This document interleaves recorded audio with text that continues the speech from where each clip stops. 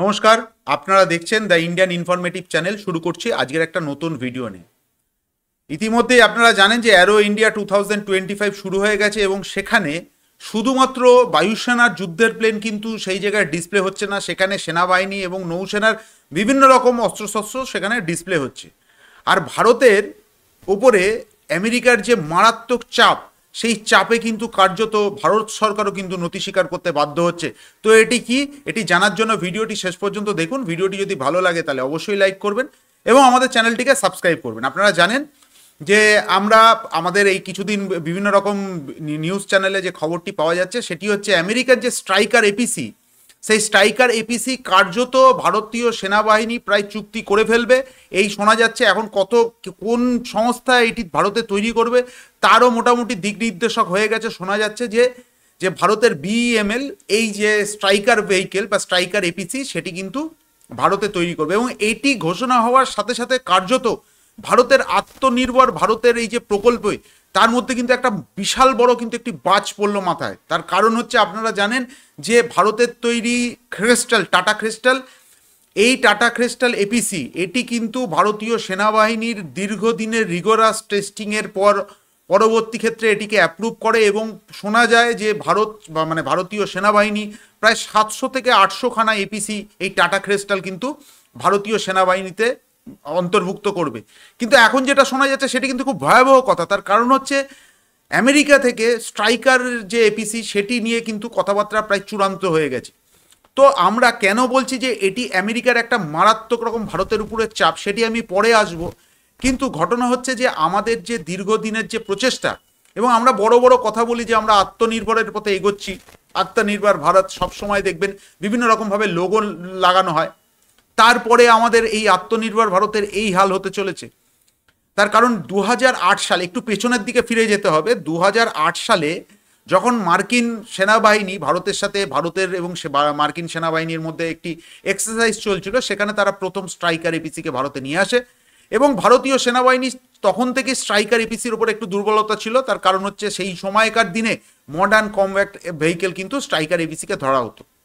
পরবর্তী ক্ষেত্রে ভারতের ডিআরডিও, এখানে খুব ইন্টারেস্টিং পয়েন্ট, ভারতের ডিআরডিও এবং টাটার সাথে যৌথ উদ্যোগে যখন টাটা ক্রিস্টাল তৈরি করার লক্ষ্যমাত্রা ধার্য করে, ভারত সরকার আমার আপনার পয়সা দিয়ে সেখানে কিন্তু সেই তৈরি করার ক্ষেত্রে যে ধরনের রিসার্চ ডেভেলপমেন্ট সেখানে পয়সা বিনিয়োগ করে এবং প্রথম থেকে ভারতীয় সেনাবাহিনীর বড় বড় অফিসাররা কিন্তু সেখানে নিযুক্ত ছিল এবং তাদের নির্দেশ মতন, তাদের যা রিকোয়ারমেন্ট সেই রিকোয়ারমেন্ট অনুযায়ী কিন্তু টাটা ক্রিস্টাল তৈরি করা হয়েছে। ভাবলে অবাক লাগবে যে এই টাটা ক্রিস্টালকে দিনের পর দিন কিন্তু বিভিন্ন রকম প্যারামিটারে তাদেরকে টেস্টিং করা হয়। মূলত প্রথমে যখন টাটা ক্রিস্টাল তৈরি হয় বা ডিআরডিও টাটাকে যে হস্তান্তর করে টেকনোলজি এবং তার ভিত্তিতে টাটা যে এপিসি তৈরি করে, সেটি কিন্তু প্রথমে ভারতীয় সেনাবাহিনীর কিছু প্যারামিটারে ফেল করছিল, এ বিষয়ে কোনো সন্দেহ নেই। কিন্তু দীর্ঘ 10 বছর ধরে এই এপিসিকে কিন্তু দিনের পর দিন টেস্ট করা হয়, ভারতের বিভিন্ন রকম অল্টিটিউডে তাদের টেস্ট করায়। মূলত আমাদের যে যুদ্ধ হওয়ার সম্ভাবনা সব থেকে বেশি সেগুলো কিন্তু হাই অল্টিটিউড সেক্টরে, এবং সেখানে এই টাটা ক্রিস্টাল কিন্তু দিনের পর দিন তাদেরকে টেস্টিং করার পর অবশেষে যখন এই ক্রিস্টালটা পুরোপুরি ভারতীয় সেনাবাহিনীর যে রিকোয়ারমেন্ট সেই রিকোয়ারমেন্টকে পর্যন্ত পাস করে যাচ্ছিল, তারপরে হঠাৎ এরকম সিদ্ধান্ত, স্বাভাবিকভাবেই ভারতীয় যেসব প্রাইভেট ইন্ডাস্ট্রি রয়েছে সেই সব প্রাইভেট ইন্ডাস্ট্রি কিন্তু এরপরে আগামী দিনে তারা বড় রকম কোনো বিনিয়োগ করবে কিনা এই নিয়ে কিন্তু একটা বড় রকমের প্রশ্নচিহ্ন থেকে যাচ্ছে। এটা গেল এক কথা।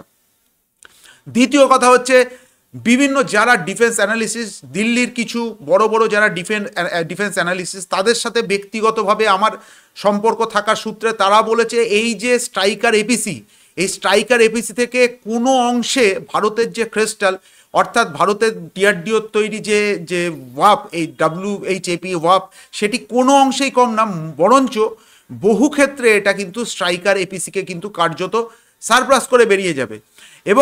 এবং তারা রীতিমতন মস্করা করে বলছিল যে ভারতীয় সেনাবাহিনী স্ট্রাইকার যে ক্রিস্টালকে যেভাবে টেস্টিং করেছে তাতে আগামী দিনে পৃথিবীর আর কোনো অংশ বাকি নেই, এরপর এটিকে মঙ্গল বা চাঁদে গিয়ে এই ভারতের ক্রিস্টালকে ভারতীয় সেনাবাহিনী টেস্টিং করবে। তার মানে আপনারা বুঝতে পারছেন যে কি রিগোরাস টেস্টিং হয়েছে এই ক্রিস্টালের।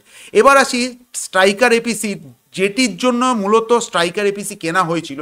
শোনা যাচ্ছিল স্ট্রাইকার এপিসি কেনা হবে তার জ্যাভলিন, যে আমেরিকার সব থেকে আধুনিক অ্যান্টি ট্যাঙ্ক মিসাইল, সেটি ভারতে তৈরি হবে এবং ভারতে তৈরি হওয়ার ক্ষেত্রে তাদের যে স্ট্রাইকারের উপর যে মাউন্ট করা থাকবে সেই জ্যাভলিন যে অ্যান্টি ট্যাঙ্ক মিসাইল, সেটিও কিন্তু আমেরিকা থেকে কেনা হবে। কিন্তু আপনারা জানলে অবাক হবেন যে এই স্ট্রাইকার ভেহিকেলকে যখন লাদাখের মতন হাই অল্টিটিউড টেস্ট, মানে যে সেক্টরে যখন টেস্ট করা হয়, সেখানে মূলত যে জ্যাভলিনের ওপর ভারতীয় সেনাবাহিনীর বেশি পছন্দ, সেটি কিন্তু কার্যত ফেল হয়ে যায়। বারবার টেস্টিংয়ের পরেও কিন্তু জ্যাভলিন মিসাইল কিন্তু ভারতীয় সেনাবাহিনীর যে রিকোয়ারমেন্ট, সেই রিকোয়ারমেন্ট কিন্তু পূর্ণ করতে পারেনি।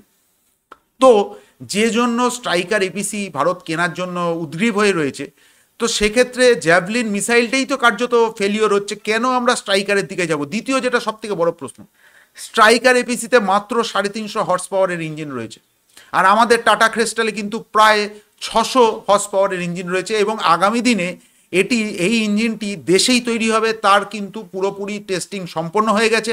এখন কথা হচ্ছে এগুলোকে নিয়ে টেস্টিং চলছিল, কিন্তু স্ট্রাইকার এপিসি যদি ভারত সরকার কিনে নেয়, তবে আগামী দিনে মূলত টাটার ধারণা ছিল যে 500 থেকে 600 এই পরিমাণ টাটা ক্রিস্টাল ভারতীয় সেনাবাহিনী কিন্তু নেবে। কিন্তু এখন যেটা শোনা যাচ্ছে যে টাটার থেকেও আরও আধুনিক মহিন্দ্রা কোম্পানি কিন্তু এর থেকেও আধুনিক এপিসি কিন্তু তৈরি করে ফেলেছিল, এবং টাটার যে পরিমাণ জায়গাগুলোতে ঘাটতি শোনা যাচ্ছিল আছে, মহিন্দ্রা কোম্পানি কিন্তু পুরো সেইগুলোও কিন্তু কার্যত সেগুলোকে রেকটিফাই করে অত্যাধুনিক এপিসি তৈরি করে, যেটা শোনা যাচ্ছিল বিশ্বের সব থেকে আধুনিক এপিসি কিন্তু মহিন্দ্রা তৈরি করে ফেলেছে।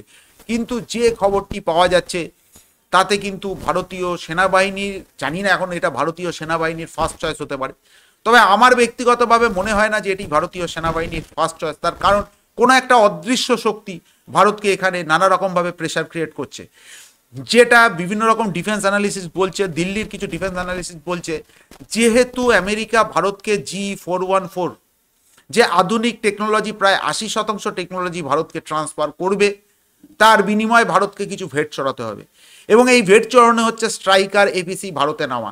এবং একবার যদি স্ট্রাইকার এপিসি যদি ফুল ফেজে ভারতীয় সেনাবাহিনী নিয়ে নেয়, তবে আগামী দিনে টাটার তৈরি বা ডিআরডিওর তৈরি বা মহিন্দ্রার তৈরি এই যে আধুনিক এপিসি, সেগুলো কিন্তু যে রিসার্চ এবং ডেভেলপমেন্ট, সেগুলো কিন্তু মাঠে মারা যাবে।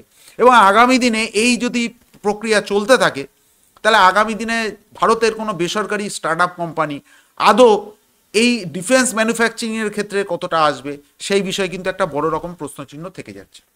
তো আপনারা এই বিষয়ে কমেন্টস করবেন আপনাদের মতামতটি। আজকের ভিডিওটি এখানেই শেষ করছি। ভিডিওটি শেষ পর্যন্ত দেখার জন্য ধন্যবাদ।